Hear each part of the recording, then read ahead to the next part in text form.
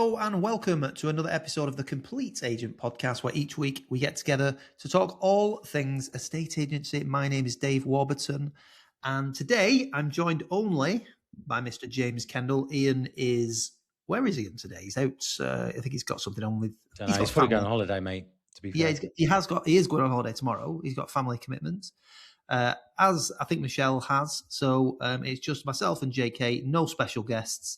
So probably you might want to switch off now. We'll see. We'll see how this episode goes. Why don't we just add in some impressions of Michelle and Ian on here? Oh, good week, lads. Great week, lads. I don't know where it's from that time. Is that Michelle when she wakes up? Yeah. No, so hopefully we're just going to obviously run through the market conditions, talk about some of our experiences in the last few weeks, I think, and how we're finding things, and hopefully you will get some value out of that. But the first things first, as always, JK, how the hell has your week been? Yeah, all right, mate. To be fair, been busy with valuations and sign-ups. We've got quite a lot actually coming on in our gold dust, lads, in that region. So for anyone that's new listening, just wondering what I just did there, the gold dust region is something I personally call and founded between 500 and £1 million. That range there, the sweet spot, the 2% fees for the homes that tend to turn over very, very nicely. So today, is it today? Have we got to take Thursday today, mate. Thursday. No, it's next week. It's next Thursday. I'm getting my dates mixed up. Today we haven't got a shoot. We had a shoot yesterday, actually at an old barn. So that was nice. And then we've got one tomorrow, another gold dust house, 750. We've got another one on Monday. It's going to be like 475, really nice sort of 1930s herringbone floor kind of vibe, semi with a nice big garden. Speaking of Michelle, we've actually got Michelle coming to the office next week as well to come and do a big training day with the team, which I'm looking forward to. Had a new starter yesterday as well. Actually quite a lot happening actually.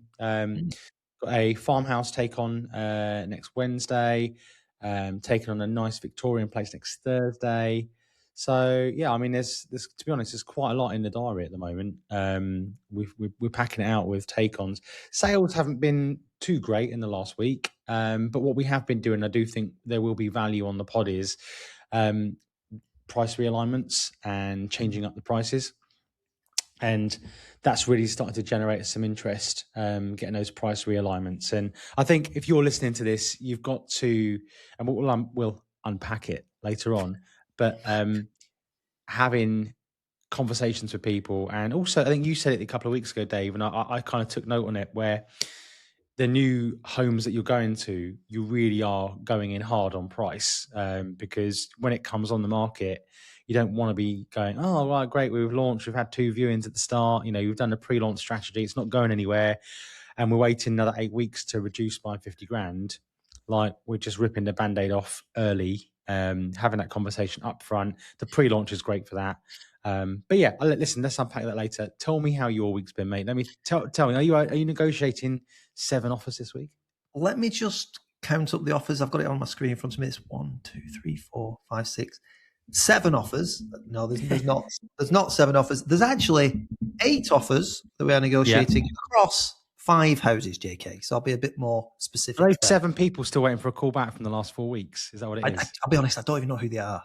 I don't know who these people are, so forget that. No, so we are having, things are good where we are at the moment.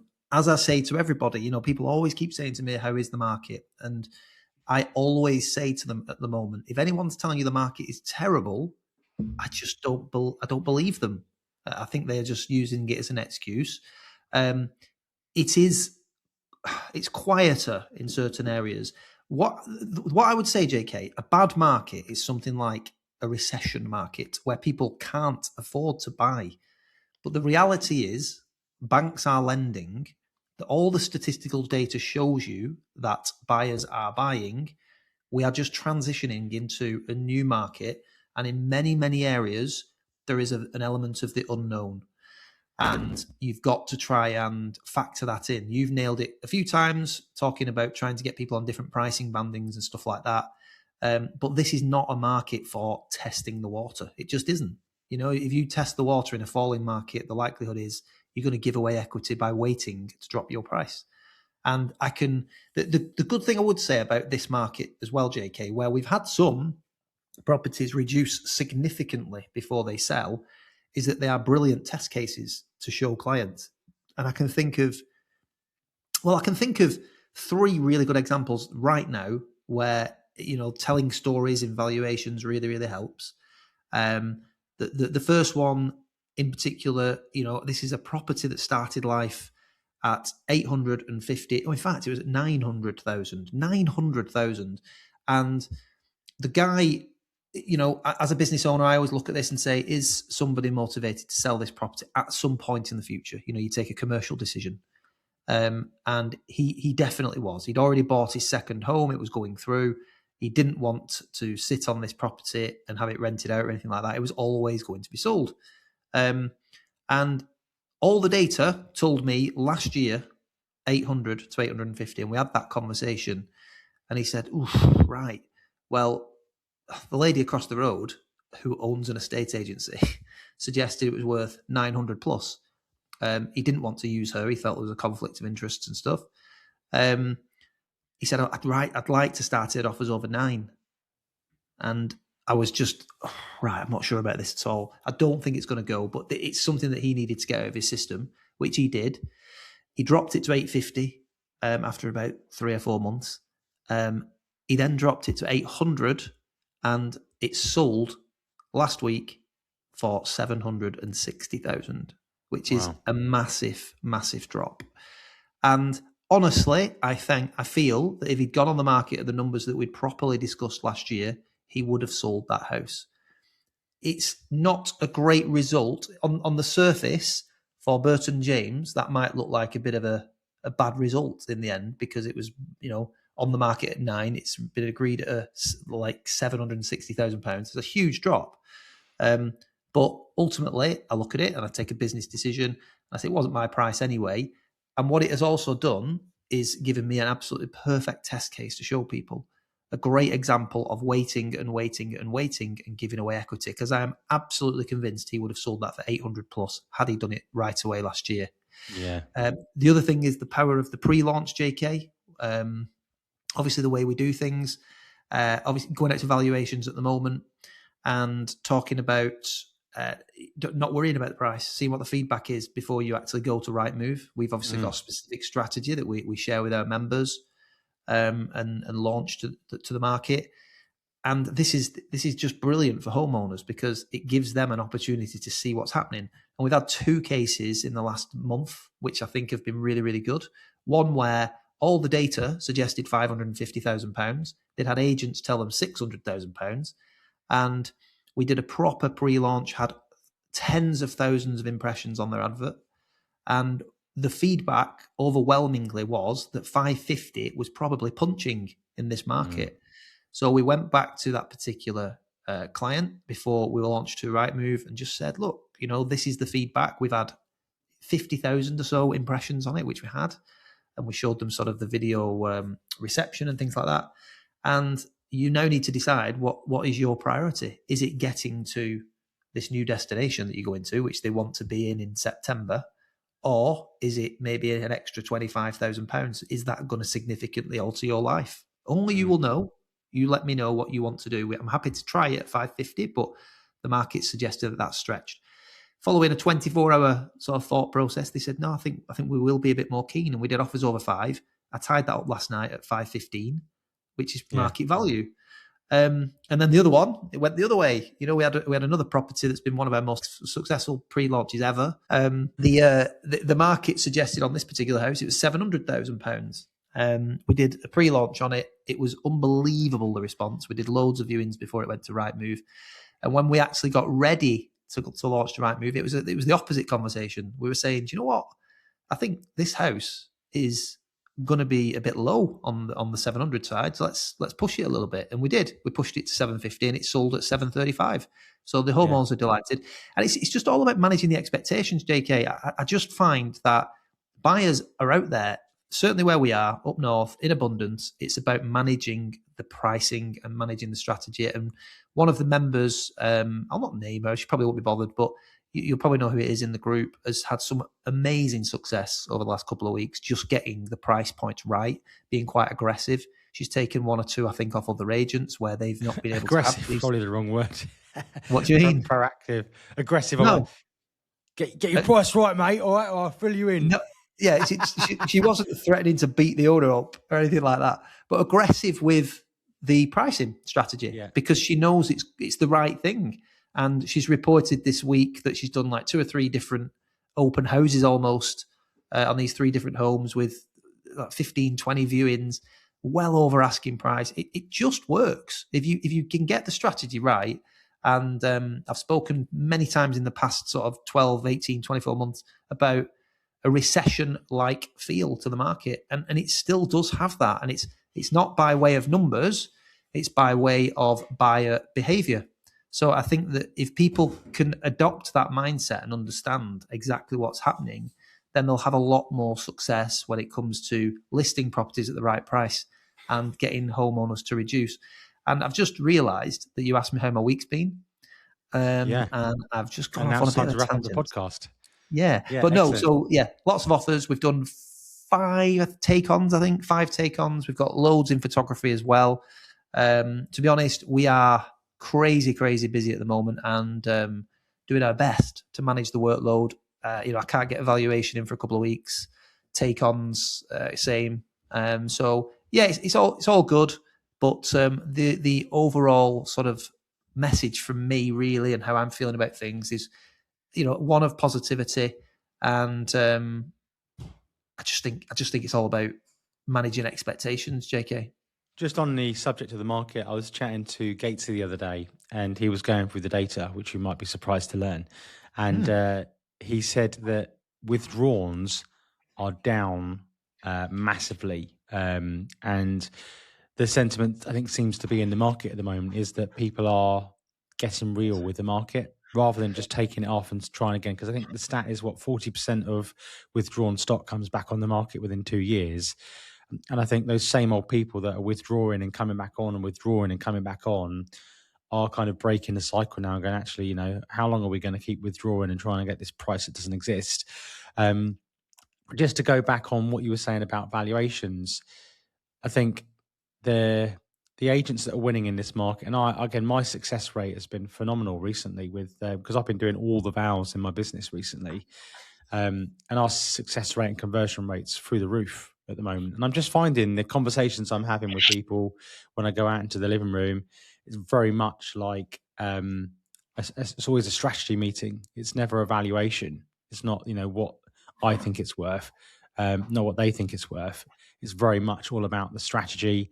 What does the market data say? And as you've said before, countless times, mate, people want to know you're an expert. They want to know you know what you're talking about. And our direct mail landed. I mean, there was a post on LinkedIn the other day that Gatesy tagged us in. Obviously, you wouldn't know because you don't use LinkedIn, but there was a reply on there about direct mail, and I just sort of add my 2 pence in about direct mail because I mean I have had 3 or 4 appraisals this week where the valuations have come as a result of the direct mail. And basically, the conversations have gone along the lines of, how's the market? What's the market doing? One guy said that, he loves the kind of, I suppose, the tell it as it is nature of the letters. He said you hear a lot of things from a lot of people. You get usual flyers through the door. We can sell your house. We're open 25 hours a day, 8 days a week, free valuation, free floor plan, free accompanied viewings. And then you get other people that try and sell you the dream. They had that last time when they moved. And he said, I just love the nature of, this is actually what's going on. This is what it means. And then when he asked me the question about how the market was, basically a carbon copy of what you just said, mate. Now is not the time to test a price. This is where the data says this was a estate home, really nice, sort of neo-Georgian style, I guess you could call it. 3,000 odd square feet, really good looking, loads of curb appeal. I think it would sell really, really well. I thought it would probably start with an 8. The one that just sold was very, very late 7s. But I think their plot's better, their kitchen's better. So to quote one of my really good friends from the north, that valuation part is subjective. And Very subjective. and he's, which he, again, you talk about when people nod along, when you did your pitching piece at the last mastermind, and you said, how people nod along. I've really started noticing how certain things that you say, and because I can remember doing valuations as little as maybe 4 or 5 years ago, where sometimes you'd be a bit of a standoff with the sellers, where you're going, well, I think it's worth this, and I sell a lot of £1 million houses. I think your house is worth X, and then they go, well, actually, we think it's worth X. Another agent said X, and the whole valuation process and the way that I've now had to relearn and rethink about how I do things is completely changing. It's not even a conversation anymore. And I even address it in the room and say, it's not me and you. It's not me versus you. It's me and you versus the market. Yeah, 100%. This is what we're going to do, and this is what the market says. Yeah, I mean, this is exactly it. And as soon as you can master the art of taking it away from opinion-based valuations, and what I mean by that is the opinion of yourself and the opinion of the homeowner, because those are the two that don't matter. There's a figure that they might want. There's a figure that actually they might need, but they're both irrelevant. It's what the market dictates. It's as simple as that. And don't be afraid to walk away either. That's the other thing I was going to say, is that when I do a valuation, if you want to call it a valuation, I mean, let's call it what it is, right? You have the conversation with people, and their expectations maybe they need 1.4, 1.5 to stick a certain amount in the bank and make their next move, or it doesn't need to be that sort of level. Even if you're talking 800 grand, like if you're talking 700-800 grand, we need 800 so we can buy for 550 and we can realize our plans. If the data is looking more like 7 to 725, I would be saying to them, maybe you need to realign your expectations, or maybe now's not a good time to move. What, and it's all about finding. We always talk about it. That why. What is their motivation to move? Is their why realistic as well?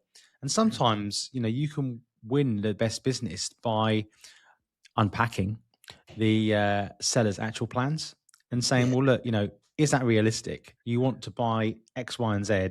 You want to trade. You want the same house basically with 200 grand in the bank. Well, don't we all? Have you heard of Bolton, madam?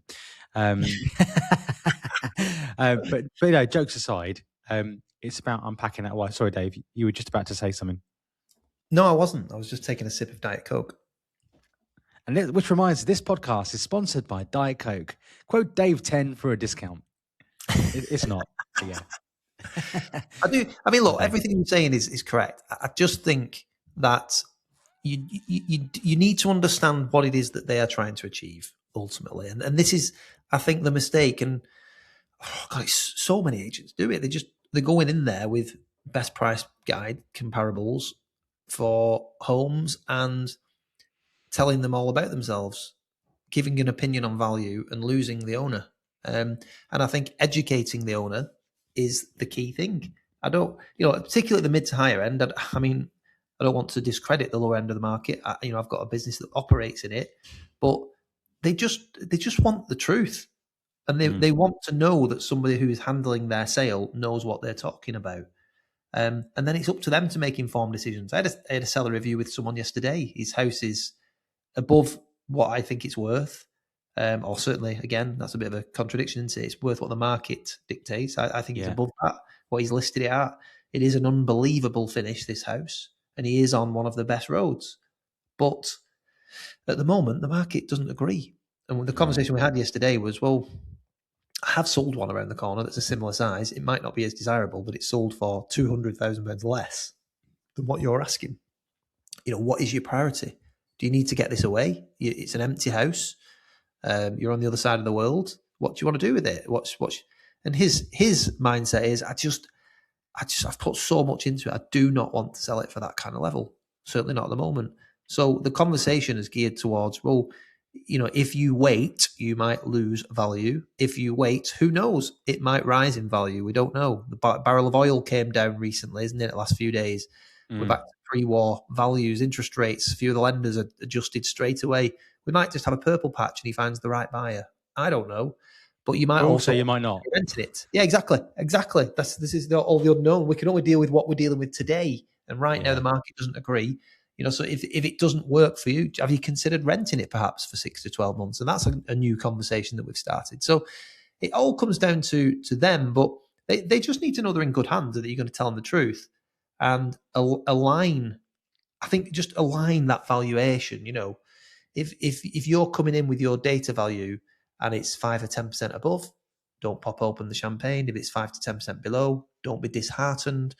The market dictates. It's all about how we promote the salient assets of your home to the target audience, that we think will buy it. So we're going to be writing, obviously, our more quarterly market update very, very soon. What do you think are going to be the bits that we're going to be? I mean, we kind of briefly touched on this the other day about what we're thinking it's going to be in terms of where we're writing and what we're writing about. So we've got obviously leadership change that's happening. There's these are all things that you need to talk about in the living room, right? So when I was there yesterday, we were talking about this stamp duty land tax reform to do with the percentage of the land value as a yearly what was I going to say? Yeah, as a yearly cost, like a council tax cost. And I mean, there's different ways that you can unpack it, and there's different ways I think it could have an effect on the market. And the first thing is, let's look at the positives from all angles. So the positives from all angles are, for first-time buyers, it's less equity up front. First-time buyers are always the people that this might be slightly controversial, but first time everyone's like, oh, it's really hard for people to get on the ladder these days, isn't it? If you had £1 for every time you heard that. But I actually don't think, if I'm honest, the lower end of the market is the problem at the moment. Where I think the biggest challenge in the market is the mid-market. So where I am, that is the gold dust between 500 and 1 million, because those are the people that have been hit the hardest. So they're trying to upsize. They need the extra bedroom. They want to move because the kids are getting older. They want a bit more space around them. And if they're buying, let's say that they bought their 500k house or 600k house in 2020, and they had a 400 grand mortgage. They're paying £1,000 a month, whereas now with interest rates the way they are, they're paying double that. Sometimes 2.5 times that. So, £1,000 becomes 2.5 grand. Then you've got the compound inflation. So aggregated inflation at like 38% now over the last 6 years. So to contextualize that, if you go into the supermarket trying to feed a family of 4, back in 2020, you could probably feed a family for 70, 80 quid in Aldi, 100 quid in Marks and Sparks. Whereas now, again, you could probably double that, if not more. Fuel's more expensive, electricity's more expensive. Everything's just gone up.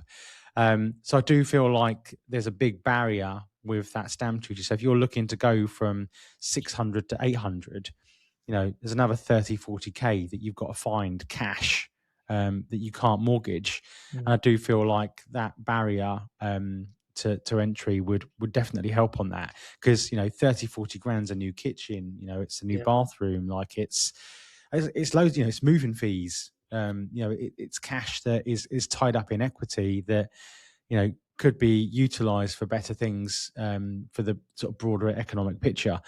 The other thing as well is, from a positive spin from the housing market, perhaps not so positive for the people that own these sorts of homes, but I've seen the argument about people in, I don't know, Blackpool, for example, that are in houses at, 350 grand are on higher council tax rates. So somebody in Blackpool could be in a house at 350k and paying 2.5 grand a year, and somebody can be, in London not in a high rise, but in a 1-bedroom apartment that's worth 1.6 million on Band A, paying £1,800 a year, for example. I mean, I don't know the rates in those areas, but I just saw that's an example I saw online.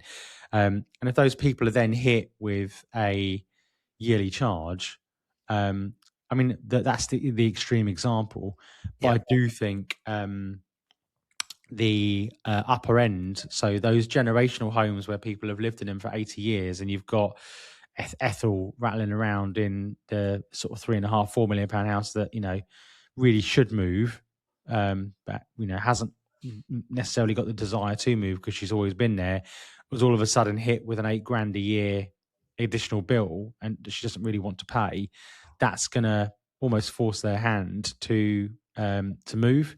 And those bigger homes are then going to be unlocked for people to move in the market, and there's going to be more people moving in the market. What's your view on that? Yeah, I think you're probably right. I mean, with stamp duty and things like that, I've always thought it needs reform anyway. I think it will help to get the market moving. It's a massive consideration for people, isn't it, when they're buying homes?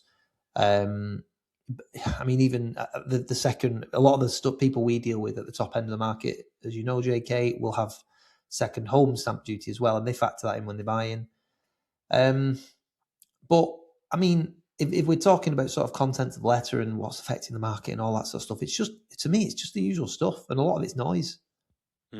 Interest rates are still historically low.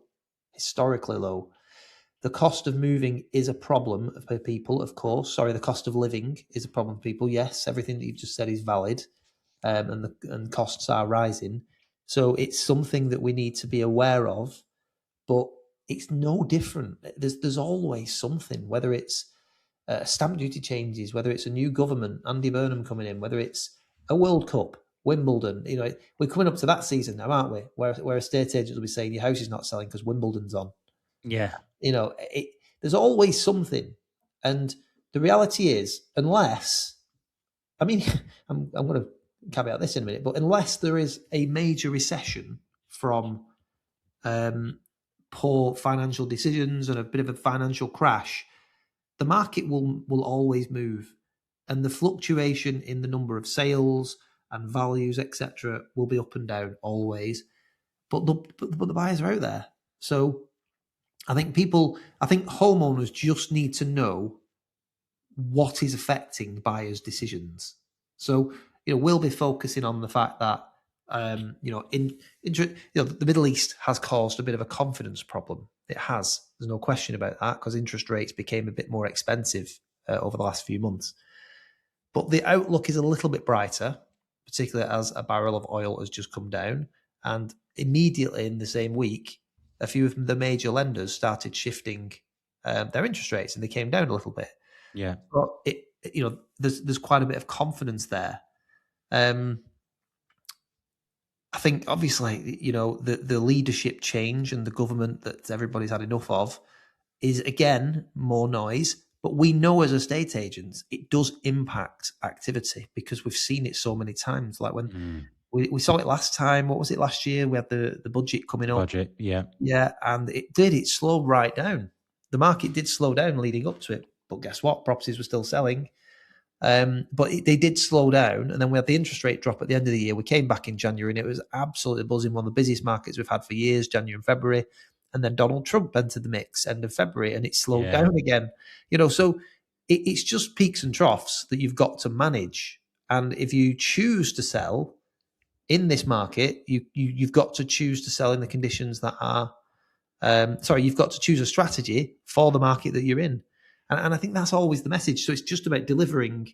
It's not about predicting the future. It's about delivering what's happening right now and what might impact someone's move and their decision to buy. Well, you say to people, you're not your time. It's not your time in the market. So you can't time the market. It's your time in the market. So if you are looking to move now and you're exiting the market, then there's an argument to say that, you really want to wait for a rising hot market. Now, is that going to be in a year's time? Is it going to be in 3 months' time? Is it going to be in 5 years' time? The point is, nobody knows. But when that market does come, you need to be ready to strike if you're exiting the market, but you just don't know when that's going to be. Also equally, if you end up waiting forever, you could wait for that hot market to happen, prices could drop, let's say, I mean, they won't, but prices could drop 20% in the meantime. Then a hot market comes along, which causes the prices to rise, I can't speak, prices to rise back up to where they were after you've been waiting for 5 years, So I think the message I say to a lot of people is that, no one lives forever. It sounds like quite a morbid thing, but at the end of the day, let's get on with your life plans, and it really resonated. I won a listing the other day because they're really impressed by the pre-launch strategy and the technique and the data valuation, etc. But I think they were just impressed with how candid I was. And then, because they were like, should we keep hold of the house? Should we rent it for a little while and wait until market conditions improve? I said, well, you've actually just bought another house elsewhere. So you're buying in this market already. And you just said to yourself, you're getting a good deal. If the market then drops, hypothetically, you rent the house out and the market drops by 10% in 6 months, then you decide that actually, you could do with claiming that stamp duty back on the next house. Like you've already missed that boat. So really what you need to do now is get your house on, and we need to sell your house. And this is how we're going to do it. And the data kind of suggests it's going to be at this sort of level. But what we can do is with the pre-launch strategy, we can test it before we go to Rightmove and see where it sits within the market, and then we can call it. So, yeah, I mean, to be honest, and so the other thing that we're doing as well at the moment, just to add a little bit more value, is we're doing viewings on shoot days as well. I think you've done a few of those as well, where we've got, because it takes us a little while to get them to market. It's going to be at least a week and a half, 2 weeks sometimes to get some places to market. Getting viewings to your database. So, this is coming on the market. For more information, get in touch. And then a little broadcast message goes out, or WhatsApp message goes out, or, just working with good buyers. And then we're doing viewings on the day, and it's all about that perception, isn't it, to sellers as well. We've not even done a pre-launch. That hasn't been filmed yet, but already people are coming round. And a guy I went to yesterday, he said, the reason you're here is because of your letter. I like your letter. He goes, but I can see that you're doing more, because he's been watching the social media preview tours, and that was kind of the catalyst. And this is quite a new thing for us. But that was a catalyst for him ringing us, because he said I was on the market with, ironically, with one of our main competitors before when they sold their last house 8 years ago. And he said it felt very much like they put it on Rightmove and they sent a photographer around. No one came to the house, did the floor plan, and they just kind of waited for it to sell. Sometimes they had the odd call. Oh, sorry, we're a bit busy today. Can you show them around? And he just said that I just got a good vibe. And because one of the first questions he asked me, he said, if we do decide we want to make this move, how long is your contract? And I said, we work on a rolling 14 days. We charge an upfront fee. And he says, well, do you charge the upfront fee after every time the contract rolls? I said, no, not at all. It's just, and it doesn't really scratch the surface, to be honest, but it's just a commitment fee to go to the market. It's going to cost us 3.5, 4K to get you marketed. And it's just a small commitment fee because of the level of effort we go to, and also the fact that you're not tied in. Anyway, he was really impressed. And I think that's one in the bag when the time's right for them. Just having those, it's being a better agent. You can talk about ethics and this, that, and the other, but just I feel now with everything we do in TCA, things that I picked up from you and Ian, and I'm sure there's been things that we've picked up from each other, vice versa. I just feel like I'm top of my game at the moment in terms of I'm a professional agent. I know the data. I know what to tell people is sort of the best advice. I know how to extract their why out of them, and I just feel like I'm in a good place at the moment. Yeah, and you can tell. I mean, I think you just said something there, and it's so simple. Just be a good agent, and what that means to me is, I think you need to understand your local market inside out. Yeah, and understand what the market is actually doing in your local postcode area. So the news will tell you something different to what your micro postcode might be. So where I live in Bolton, very big town, and overall, it might look like property prices have actually gone up over the last 12 months. And that's what general public will think.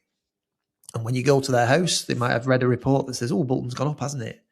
But actually, I'm in your a postcode, BL64, which is one of the worst affected postcodes in Greater Manchester. You're going to say one of the worst postcodes in Manchester. Yeah, that as well. No, it's not actually. It's a lovely area, but it has been one of the worst affected areas in Greater Manchester. And most people I'm meeting, pretty much all people I'm meeting who live in this postcode, have no idea. So you need to. That's it. So understand your local market. Be honest about the local market. Understand the demographic of buyer for your local market, and articulate this to your homeowner. And if they want to listen to you, great, you'll have some success and work with them. If they don't want to listen to you, it's usually a red flag. And for me, that's what it's all about, JK. Being personable, being honest, and being knowledgeable. And if you can get those things right, then you'll be a good agent. But you've got to get the first bit right. You've got to know your market. 100%. You've got to know your local market, and you can't be afraid to just tell people. I went to a valuation yesterday, but just about gold dust. It's a £450,000 townhouse, lovely house. Next door is on the market at 425,000. It's been rented out. Garden's not great, not very well presented. That's probably got a late 3 in front of it. This one I've got, all the data's like 425. 450 would be a win, an absolute win. And when I revealed the market valuation, what the market dictates, they both looked at each other and started nodding.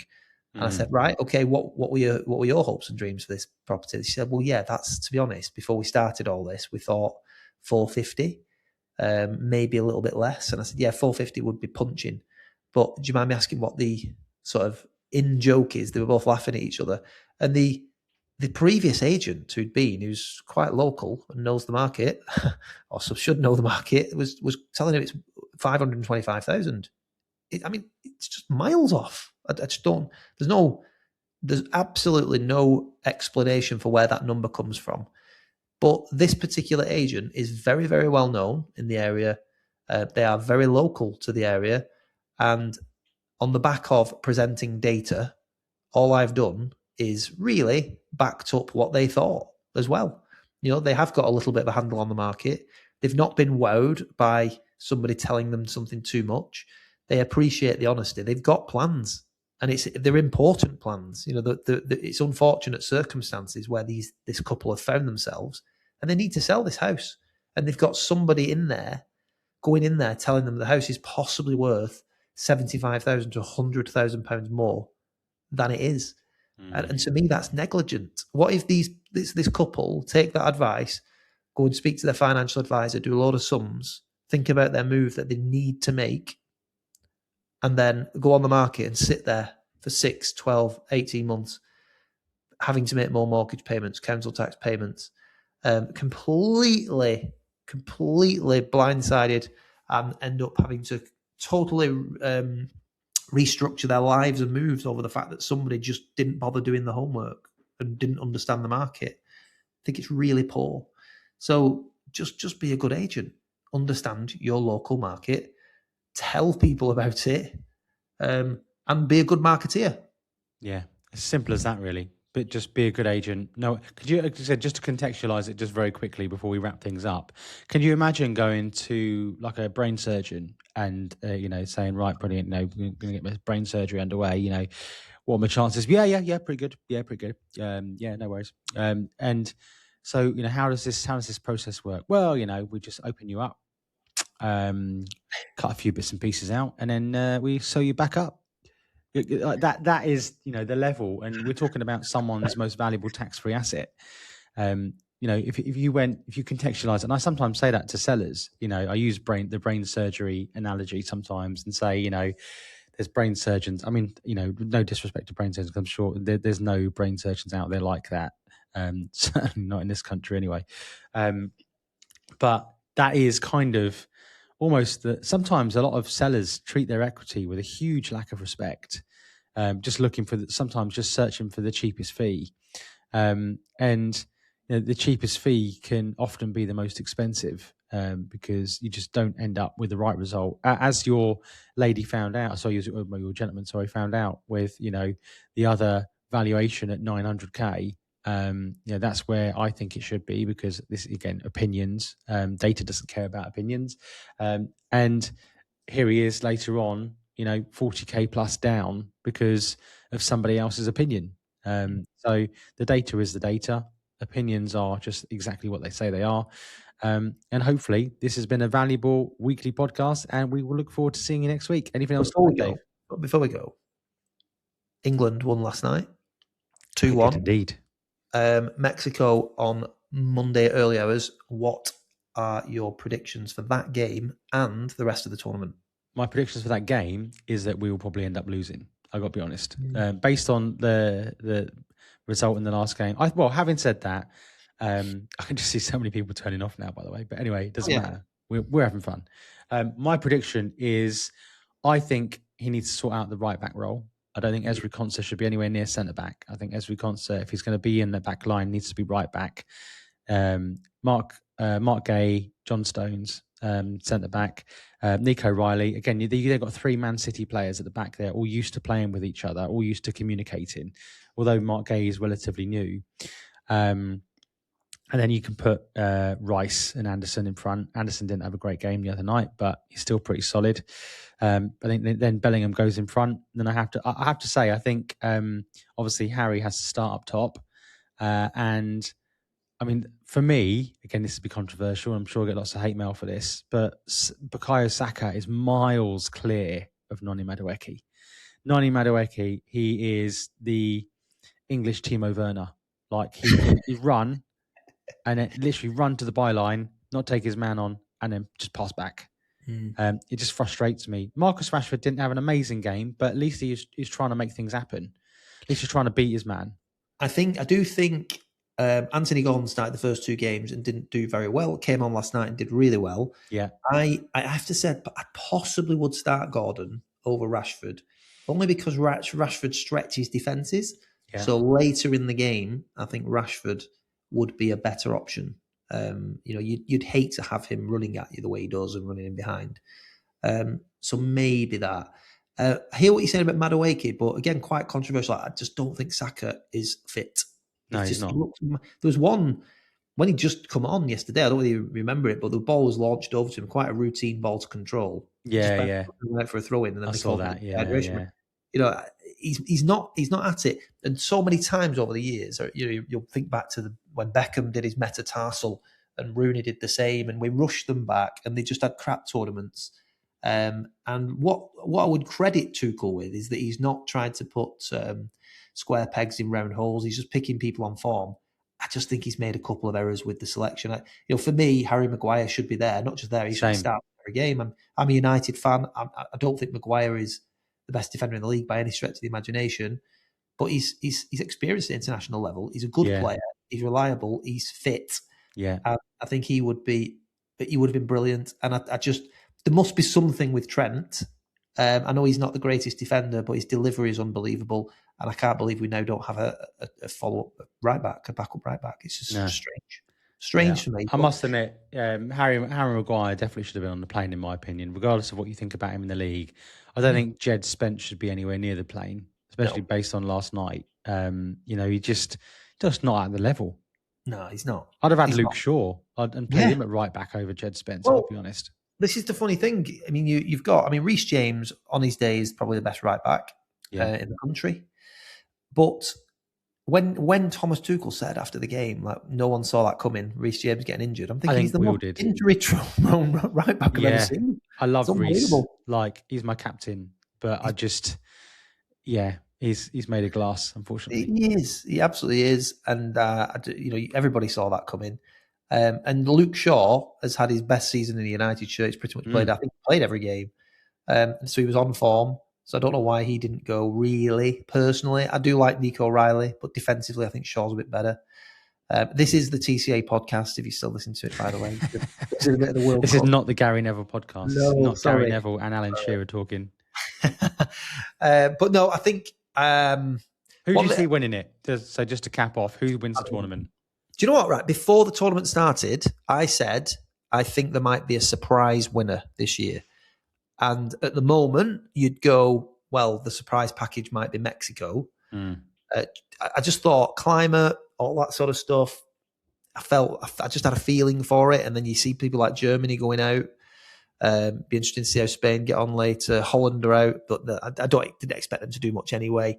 But, you know, France obviously are just absolutely unbelievable, and they've adapted really well. Their front three is unreal. They've got I've got to be honest. You say that like you say, their front three is unreal, but I do feel like they're fragile at the back.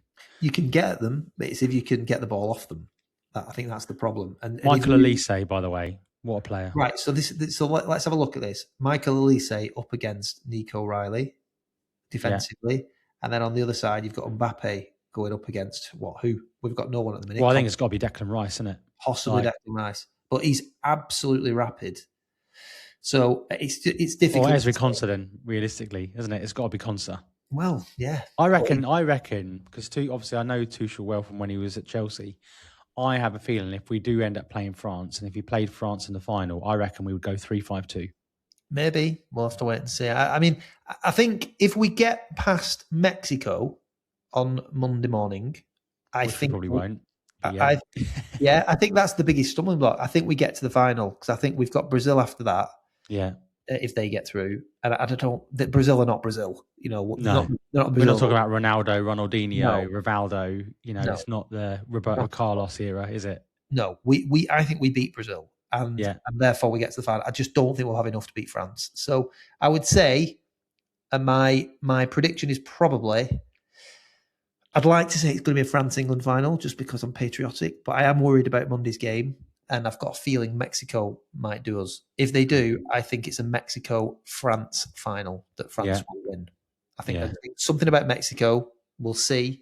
But yeah, that's my prediction. Thank you for everybody for listening to the last 10 minutes. This is the Overlap podcast, the complete Overlap podcast with Gary Neville and Gary Lineker. You know, loads of people have switched off anyway. It's just me. They have, yeah. Just Nick Luntley. I was just going to say, Nick Luntley's still there. Cheers for listening, Nick.